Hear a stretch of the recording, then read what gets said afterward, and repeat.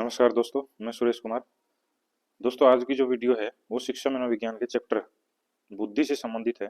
यानी कि आज का टॉपिक बुद्धि है और इसमें हमने बुद्धि यानी इंटेलिजेंस से संबंधित सभी मोस्ट इंपोर्टेंट क्वेश्चंस को लिया है। ये सभी क्वेश्चन जो हैं STET, CTET, DSSB, KVS, NVS यानी कि सभी तरह के टीचिंग एग्जाम्स के सभी लेवल के लिए काफ़ी इंपॉर्टेंट रहने वाले हैं।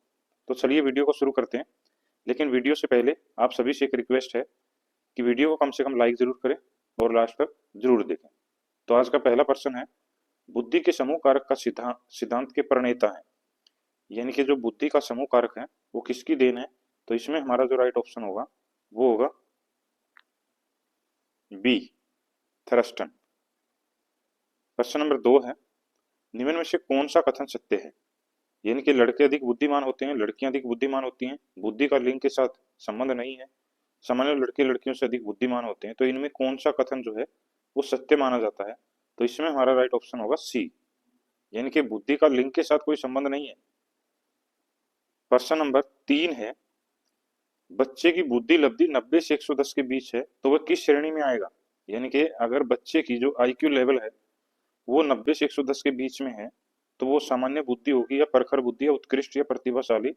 तो इसमें हमारा जो राइट ऑप्शन होगा वो ऑप्शन ए होगा, यानी कि वो सामान्य बुद्धि श्रेणी में आएगा। प्रश्न नंबर 4 है, पुरुष स्त्रियों की अपेक्षा ज्यादा बुद्धिमान होते हैं, यह कथन है। यानी कि जो मेल है वो फीमेल से ज्यादा इंटेलिजेंस होते हैं। तो ये कथन सही है या गलत है? तो ऑप्शन ए सही है, ऑप्शन बी सही हो सकता है, ऑप्शन सी लैंगिक पूर्वाग्रह को प्रदर्शित करता है और ऑप्शन डी बुद्धि के विभिन्न पक्षों के लिए सही है। तो इसमें हमारा जो राइट ऑप्शन होगा वो सी है। ये जो कथन है लैंगिक पूर्वाग्रह को प्रदर्शित करता है। प्रश्न नंबर 5 है, विभिन्न वस्तुओं और विचारों के बीच जटिल संबंधों को समझाने की मानसिक अक्षमता ही बुद्धि है। तो ये कथन किसका है? यानी कि ये बुद्धि की परिभाषा किसके द्वारा दी गई है? तो इसमें हमारा राइट ऑप्शन डी होगा, ये थर्स्टन ने परिभाषा दी है। काफी इंपोर्टेंट क्वेश्चन है, ये काफी बार पूछा गया है। प्रश्न नंबर 6 है, जड़ बालकों की बुद्धि लब्धि होती है। तो इसमें हमारा जो राइट ऑप्शन होगा वो बी होगा, 25 से कम। जड़ मतलब जो बहुत ज्यादा डल होते हैं, मूर्ख होते हैं। प्रश्न नंबर 7 है, एक 16 वर्षीय किशोर की मानसिक आयु 15 है, वह किस श्रेणी में आएगा? तो इसमें हमारा जो राइट ऑप्शन होगा वो होगा बी, वो औसत श्रेणी में आएगा। दोस्तों, जो बुद्धि लब्धि है उसको ज्ञात करने का एक फॉर्मूला है एम ए बटे सी ए गुणा 100। ये आपको याद रखना है। एम ए मतलब मेंटल एज और सी ए मतलब कैलकुलेटेड एज यानी कि वास्तविक आयु और गुणा में 100। प्रश्न नंबर 8 है, ई क्यू एवं आई क्यू ये किसके उदाहरण है? तो इसमें हमारा जो राइट ऑप्शन होगा वो बी होगा, ये मानक प्रदत्त है, यानी कि स्टैंडर्ड निर्धारित किए गए हैं मापने के। प्रश्न नंबर 9 है, निम्न में से कौन सा कथन बुद्धि के बारे में सत्य नहीं है? तो यहाँ 4 कथन दिए गए हैं, कौन सा बुद्धि के बारे में सही नहीं है? तो इसमें हमारा जो राइट ऑप्शन होगा, जैसे पहला ये एक व्यक्ति की मानसिक अक्षमता है, ये बिल्कुल सही है। ये सामंजस्य स्थापित करने में सहायक है, ये भी सही है। यह व्यवहार की गुणवत्ता से आंकी जाती है, ये भी सही है। ये स्थायी एवं अपरिवर्तनशील विशेषता है, ये गलत है। तो हमारा राइट ऑप्शन डी होगा, क्योंकि ये स्थायी और अपरिवर्तनशील नहीं होती। प्रश्न नंबर 10 है, प्राय बालकों की बुद्धि का मापन किया जाता है। तो बालकों की जो बुद्धि होती है उससे किससे मापा जाता है? या इसमें हमारा जो राइट ऑप्शन होगा वो ए होगा, ये अवाचिक समूह बुद्धि परीक्षणों के द्वारा मापा जा सकता है। प्रश्न नंबर 11 है, निम्न में से कौन बुद्धि परीक्षणों के दुरुपयोग का संकेत देता है? यानी कि किसमें बुद्धि के जो परीक्षण हैं जिनके द्वारा बुद्धि मापी जाती है उनका दुरुपयोग हो सकता है? तो इसमें हमारा राइट ऑप्शन बी होगा, बुद्धि लब्धि का लेवल बालकों पर लगाकर अध्यापक अपनी अकुशलता को छिपाते हैं। यानी कि अध्यापक के द्वारा बुद्धि लब्धि का जो लेवल है वो बच्चों को लगाकर अपनी जो अकुशलता है या मापन प्रक्रिया उसको हम छिपाते हैं। प्रश्न नंबर 12 है, एक बच्चे की मानसिक आयु 12 वर्ष है और वास्तविक आयु 10 वर्ष है, उसकी बुद्धि लब्धि क्या होगी? तो इसमें हमारा जो राइट ऑप्शन होगा वो है सी, 120, यानी कि एम ए बटे सी ए। एम ए मतलब 12 और सी ए 10 गुना में 100, ये आपको फॉर्मूला याद रखना है। तो हमारा उत्तर 120 होगा।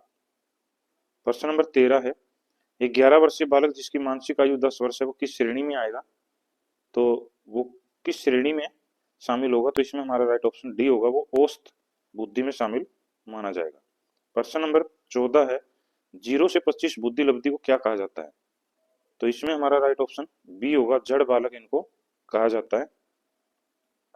प्रश्न नंबर 15 है, यह औसत बुद्धि लब्धि का लेवल द्योतक है, यानी कि जो एवरेज आईक्यू होती है वो किस श्रेणी में आती है? तो इसमें हमारा राइट ऑप्शन बी होगा, 91 से 111। प्रश्न नंबर 16 है, बुद्धि के बहुकारक सिद्धांत के प्रतिपादक कौन है? तो इसमें हमारा राइट ऑप्शन होगा सी, थोरनडाइक जो है ये बहुकारक सिद्धांत के प्रतिपादक हैं।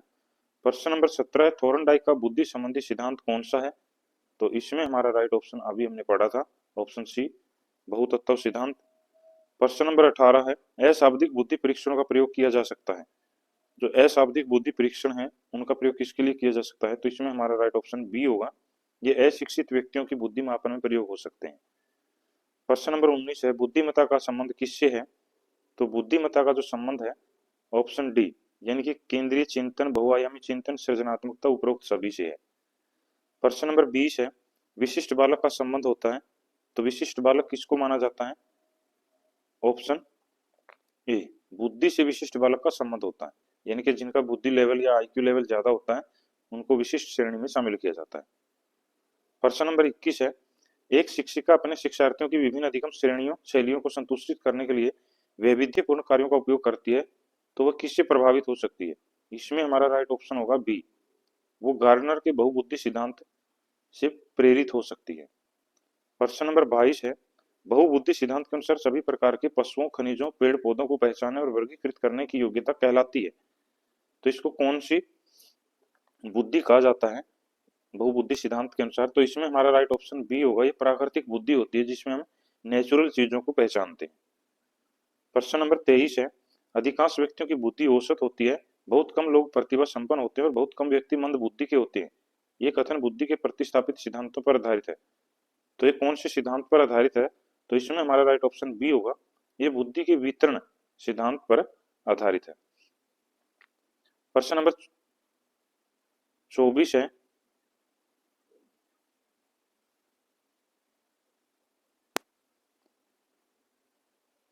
गिलफोर्ड के बुद्धि संबंधी मॉडल के कुछ कुल कोष्ठक खाने हैं, तो इसमें कितने खाने होते हैं? इसमें हमारा राइट ऑप्शन डी होगा, इसमें 120 खाने होते हैं। प्रश्न नंबर 25 है, किसी 10 वर्षीय बालक की मानसिक आयु 14 वर्ष है, वह कहलाएगा, तो वो किस श्रेणी में आएगा? इसमें हमारा राइट ऑप्शन प्रतिभाशाली श्रेणी में आएगा। प्रश्न नंबर 26 है, निम्न में से गिलफोर्ड ने कौन सा बुद्धि का सिद्धांत प्रतिपादित किया? तो गिलफोर्ड का जो बुद्धि सिद्धांत है वो कौन सा? इसमें हमारा राइट ऑप्शन ये होगा, ये बुद्धि संरचना सिद्धांत कहलाता है। प्रश्न नंबर 27 है, किसने बुद्धि के बहुखंड सिद्धांत का प्रतिपादन किया? तो बहुखंड जो सिद्धांत है वो किसने दिया है? इसमें हमारा राइट ऑप्शन डी होगा, थॉर्नडाइक। प्रश्न नंबर 28 है, गिलफोर्ड के बुद्धि संबंधी सिद्धांत है। तो गिलफोर्ड का जो बुद्धि संबंधी सिद्धांत है वो है ऑप्शन सी, ये त्रिआयामी सिद्धांत कहलाता है। प्रश्न नंबर 29 है, अवधारणाओं का विकास मुख्य रूप से संबंधित है। तो इसमें हमारा जो राइट ऑप्शन होगा वो ए है, बौद्धिक विकास से संबंधित होता है। प्रश्न नंबर 30 है, थोरनडाइक ने बुद्धि का कौन सा सिद्धांत प्रतिपादित किया है? तो इसमें हमारा जो राइट ऑप्शन होगा वो सी होगा, बहुकारक सिद्धांत। प्रश्न नंबर 31 है, मानसिक रूप से विकलांग बालक से निम्न में से कौन संबंधित नहीं है? तो इसमें हमारा जो राइट होगा वो बी होगा, असामाजिक। जो मानसिक रूप से विकलांग बच्चे हैं वो जड़ बुद्धि या गूढ़ बुद्धि या अलग बुद्धि की श्रेणी में आ सकते हैं, लेकिन असामाजिक कार्य से संबंधित नहीं है। प्रश्न नंबर 32 है, बुद्धि के द्विखंड सिद्धांत का प्रतिपादन किसने किया है? तो इसमें हमारा जो राइट ऑप्शन होगा वो ए है, ये स्पीयरमैन के द्वारा प्रतिपादित किया गया है। प्रश्न नंबर 33 है, एक 12 वर्षीय बालक की मानसिक आयु 10 वर्ष है, वह किस श्रेणी में आएगा? तो इसमें हमारा जो राइट ऑप्शन होगा वो होगा सी, मंद बुद्धि श्रेणी में।